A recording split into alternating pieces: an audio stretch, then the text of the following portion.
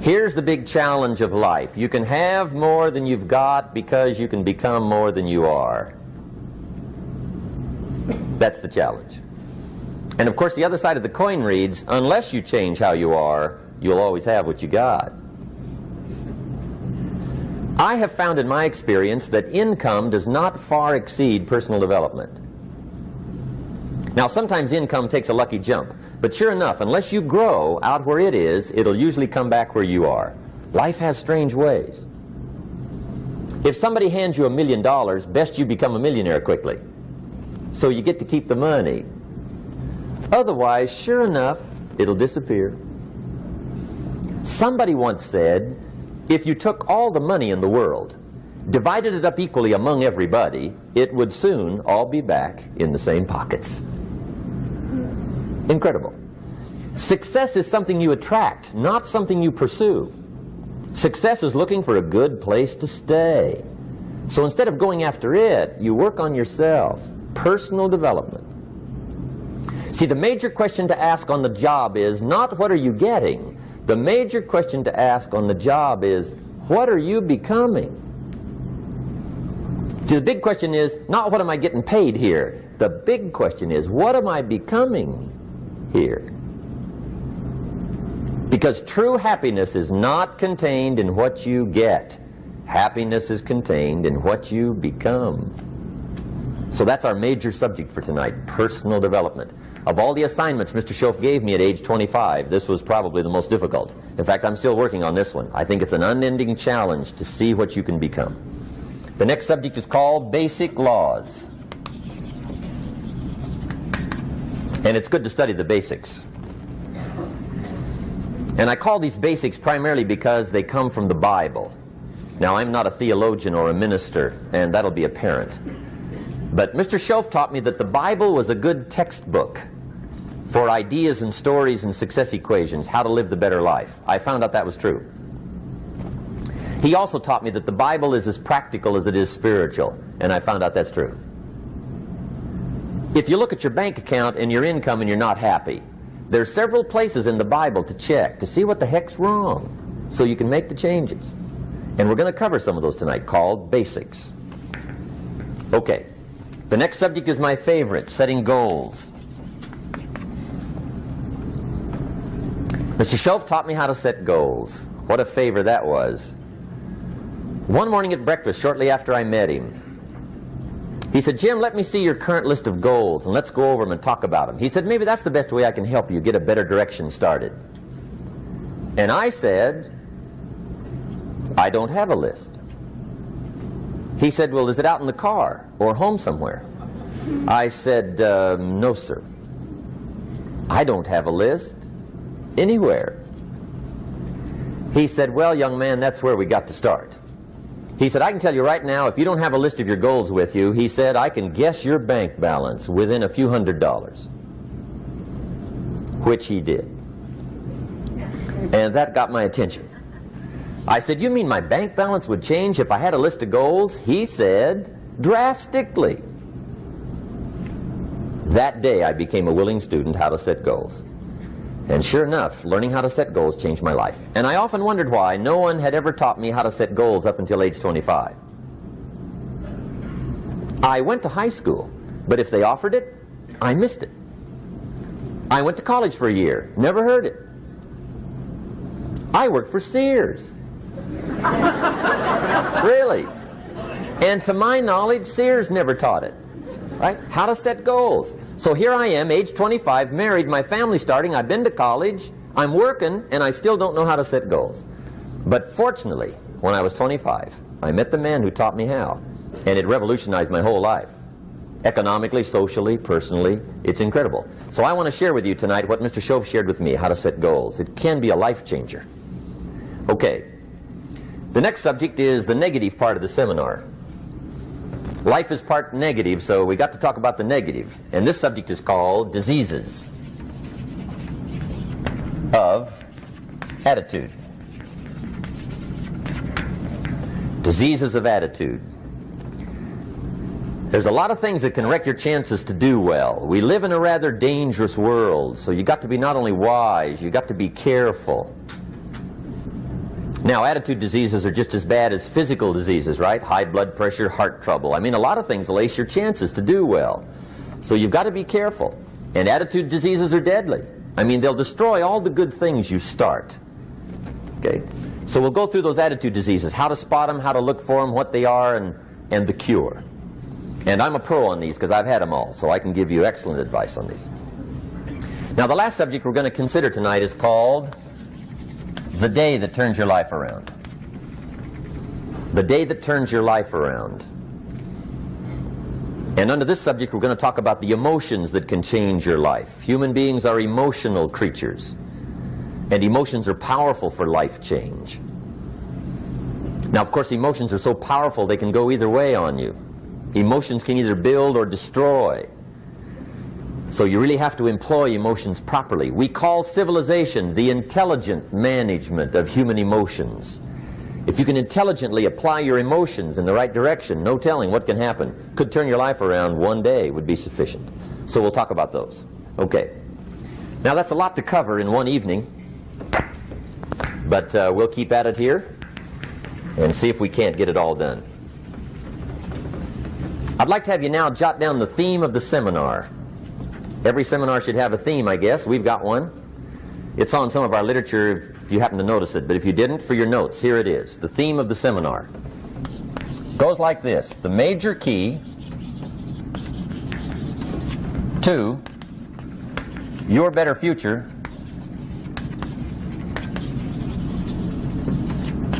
is you. That's the theme of our seminar tonight. The major key to your better future is you. And I'd like to have you underline two words just to give it some added punch. Underline the word major and the word you, so that it reads, the major key to your better future is you. Now, my first suggestion is transfer this to a card or something where you can put it up, where you can see it every day. Preferably put it up where you can see it at the beginning of the day, before you go off to put the day together.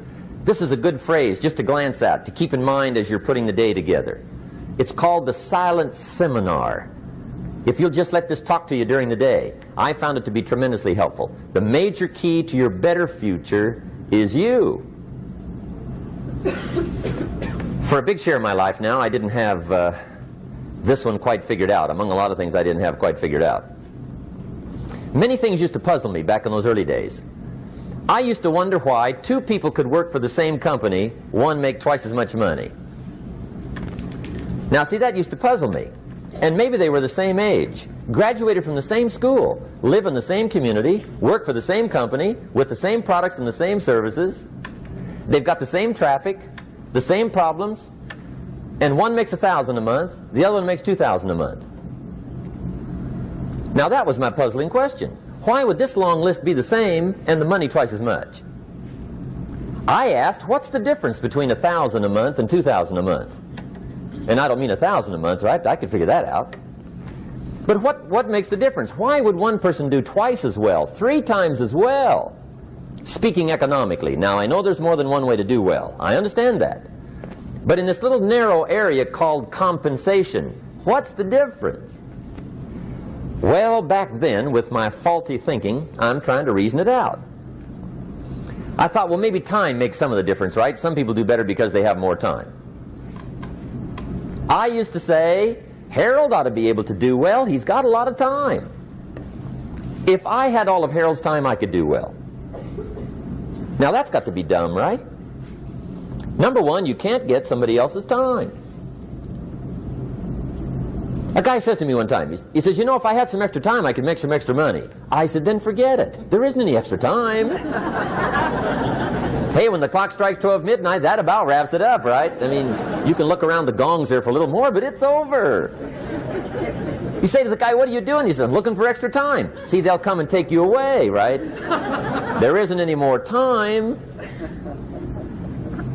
Now, if you can't get more time, which you can't, what could you get more of that would make a difference in economic results? And here's the key word. Make it a part of your notes. We're going to consider it tonight. The word is value. And I have a little phrase for your notes. Value makes the difference in results. Value makes the difference. You can't get more time, but you can create more value. Now here's the first lesson of economics. Everybody should learn it from the time they're old enough to understand what a dollar means, how to earn one, how to get one, how to keep one, what to do with it. First lesson of economics. We primarily get paid for value. That's lesson one. Bringing value to the marketplace, that's how you get paid. You don't get paid for the time. I know it takes time to bring value to the marketplace, but you get paid for the value, not the time. Now, since that's true, here's one of the key questions of the evening. Is it possible to become twice as valuable at the marketplace and make twice as much money in the same time? Could you become 3 times as valuable? Make 3 times as much money in the same time? Is that possible? The answer is yes, if. And it's always if, right? Life is known as the big if. Harry Truman once said, life is iffy. How true. And here's the big if we're going to consider it tonight. It's possible to do much better at the marketplace if you go to work primarily on yourself. And that's the theme of our seminar tonight. Learning to work primarily on yourself. People have asked me for the last 24 years, how do you develop an above average income? And the answer is, become an above average person. Develop an above average handshake. Some people want to be successful, they don't even work on their handshake. As easy as that would be to start on. They let it slide, they don't understand. Develop an above average smile. Develop an above average excitement. Develop an above average interest in other people. Develop an above average intensity to win. See, that'll change everything. Probably one of the most frustrating experiences in life is looking for an above average job with above average pay without becoming an above average person. It's called frustration.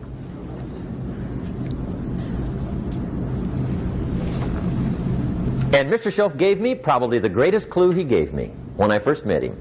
He said, Jim, if you want to be wealthy and happy the rest of your life, just learn this lesson well. He said, learn to work harder on yourself than you do on your job.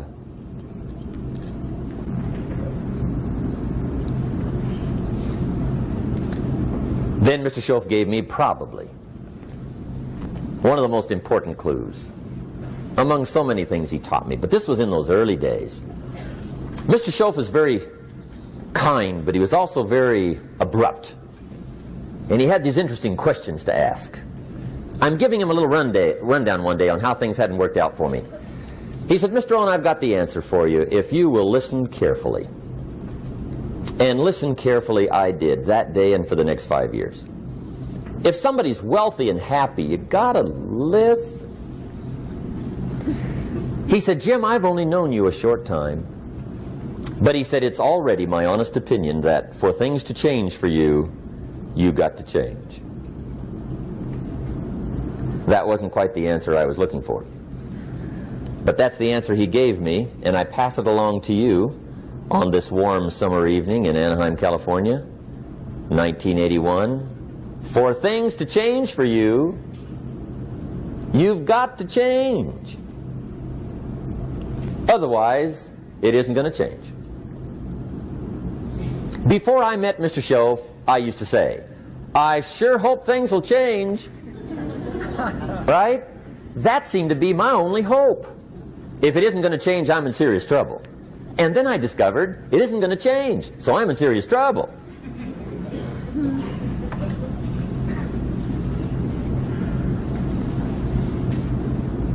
See, I can tell you what the 80s are going to be like. You have dropped into the right place. I did a seminar one time for Standard Oil executives and management in Honolulu. And we're having a conference one day on this big conference table. And one of them said to me, Mr. Rohn, you know some fairly important people halfway around the world. What do you think the 80s are going to be like? I said, gentlemen, I do know the right people. I can tell you. So they all listened very carefully. And I said, gentlemen, based on my wide experience, I can really honestly say to you, in my opinion, in the 80s, it's going to be about like it's always been. Aren't you glad you came? That's inside. I don't pass that around just everywhere. Now, of course, I said that to make a point, but I also said it because it's accurate. It's going to be about like it's always been. It isn't going to change. The tide comes in and then what? It goes out. For 6,500 years that we know of, recorded history, and probably long before that. So it is not going to change. It gets light and then what? It turns dark. 6,500 years. See, it's not likely to change. And we're not to be startled by that.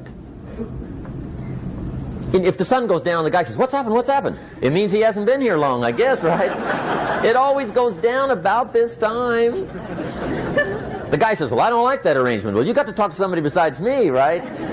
It gets light, then it turns dark. In rotation, the next season after fall is what? Winter. Pray tell, how often does winter follow fall? Every year regularly for the last 6,500 that we know of. See, it is not going to change. Now, some winters are long, and some are short, and some are hard, and some are easy, but they always come right after falls. It isn't going to change. Sometimes you can figure it out, sometimes there's no way to figure it out. Sometimes it goes well, sometimes it gets in a knot.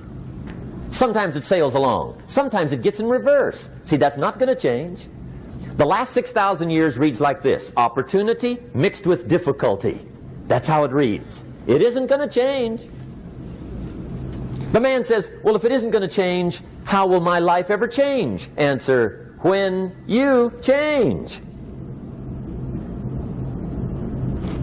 And whether I'm talking to high school kids or business executives, my message is always the same. And it goes like this: the only way it gets better for you is when you get better.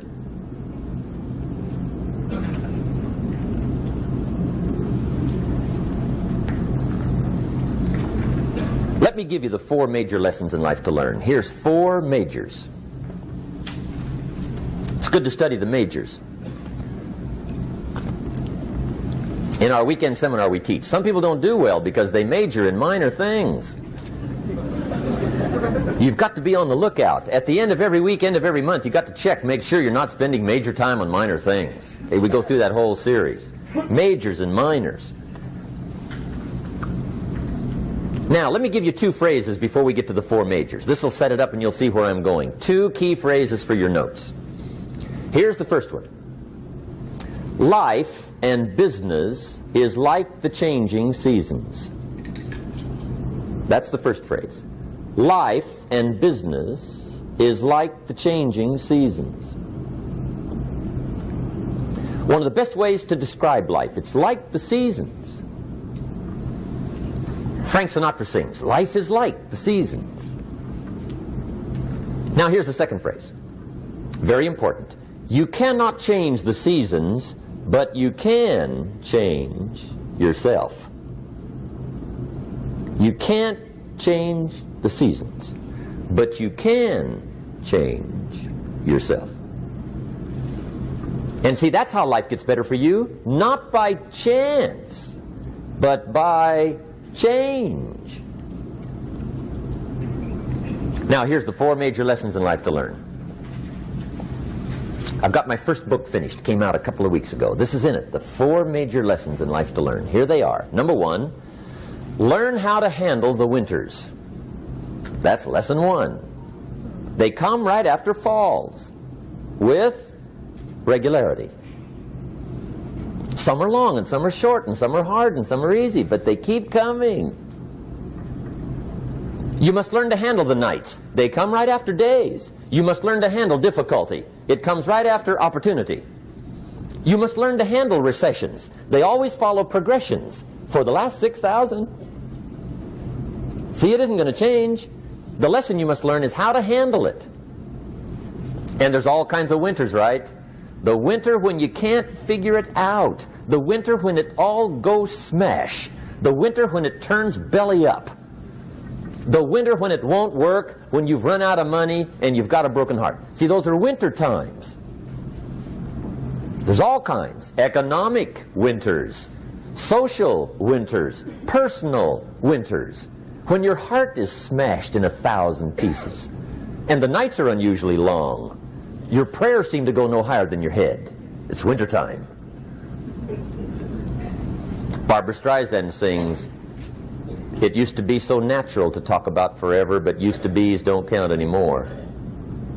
They just lay on the floor till we sweep them away. You don't sing me love songs, and you don't say you need me, and you don't bring me flowers anymore." A song of winter. But see, the disappointments come. Those are normal. That's part of life. But the question is, how do you handle it? How do you handle the coming winters and the disappointments and the downtimes? Well, you can't get rid of January by tearing it off the calendar.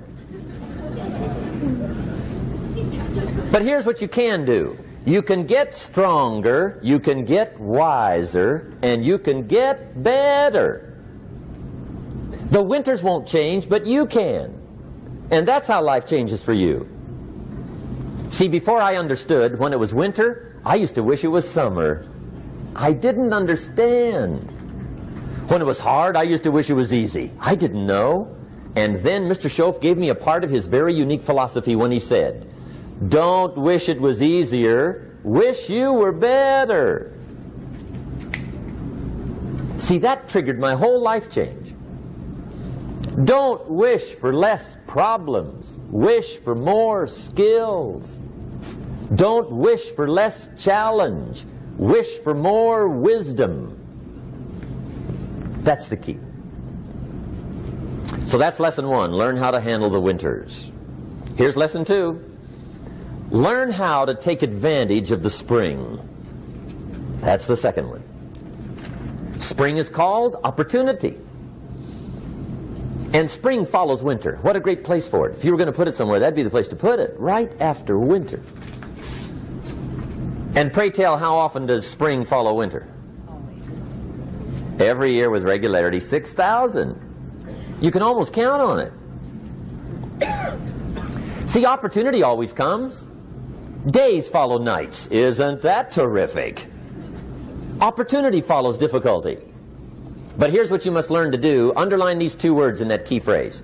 Take advantage. Underline those two. You must learn to take advantage of the spring.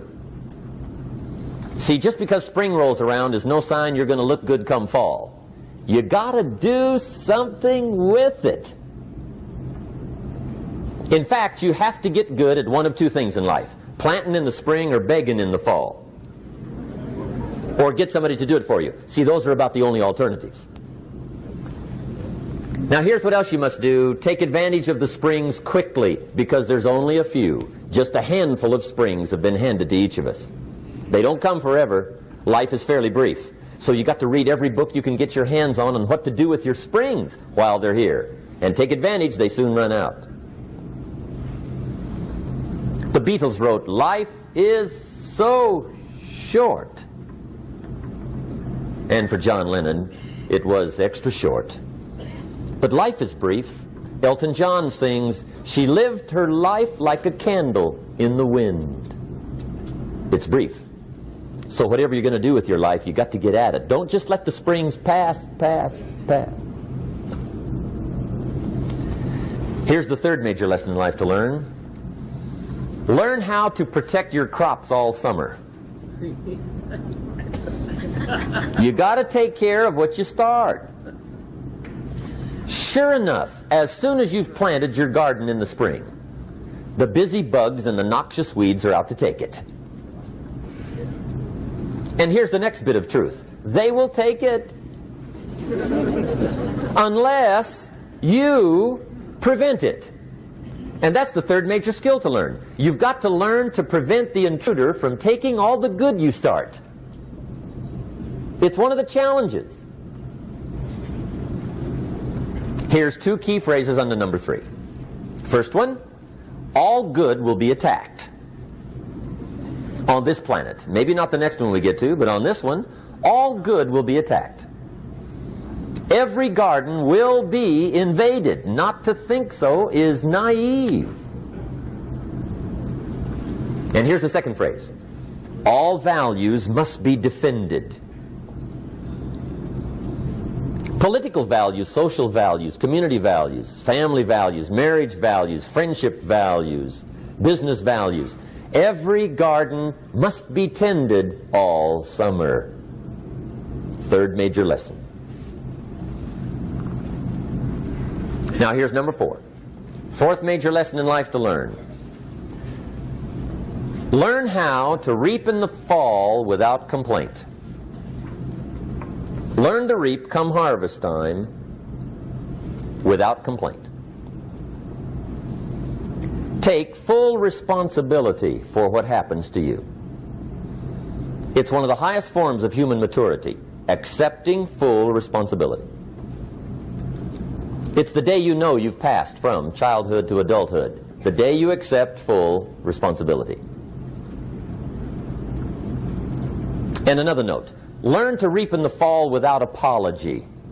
Without apology if you do well, and without complaint if you don't. That's maturity. I used to have that long list of reasons why I wasn't doing well.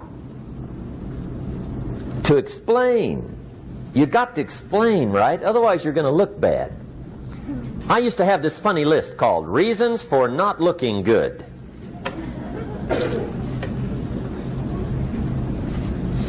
I used to blame the government. I mean, you can believe that or not. It was at the top of my list. I had a lecture second to none. The government. That was on my list.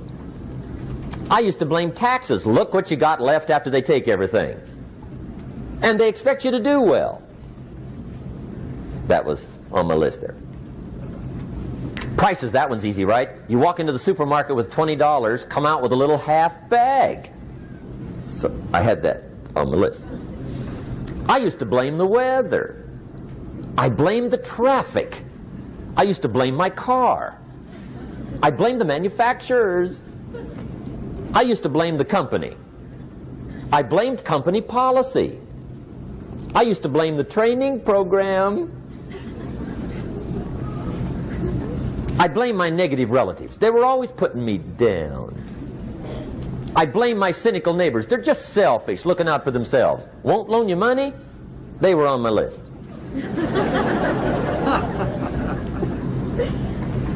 I used to blame the economy.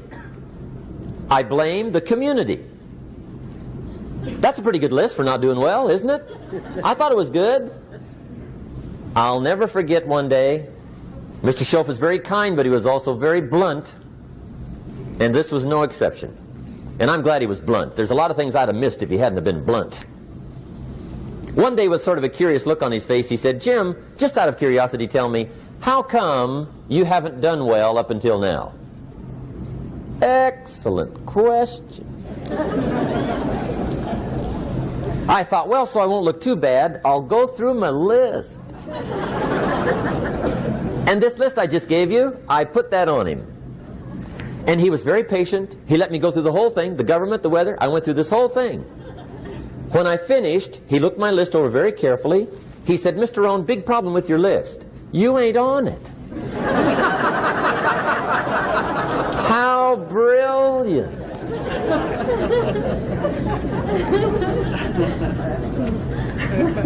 When I went to work for him a few months later, I learned very quickly to tear up my list, reasons for not doing well, and I threw it away. And I got me a fresh piece of paper. And I put one word on it. Me. There's a Black Heritage spiritual that says, "It's not my mother nor my father, nor my brother nor my sister, but it's me, oh Lord, standing in the need of prayer." See, I used to blame everything outside. And then let me give you a little philosophy that helped turn my life around. For your notes, here it is. It's not what happens that determines the quality or the quantity of your life. It's not what happens. And the reason is because what happens happens to about everybody. No different. The sun went down on all of us last night. A common event, a happening. And I found out that the same things can happen to two different people. One gets rich and one stays poor. Why is that? It's because it's not what happens, but rather it's what you do that changes everything. So that's a key phrase. It's not what happens, it's what you do.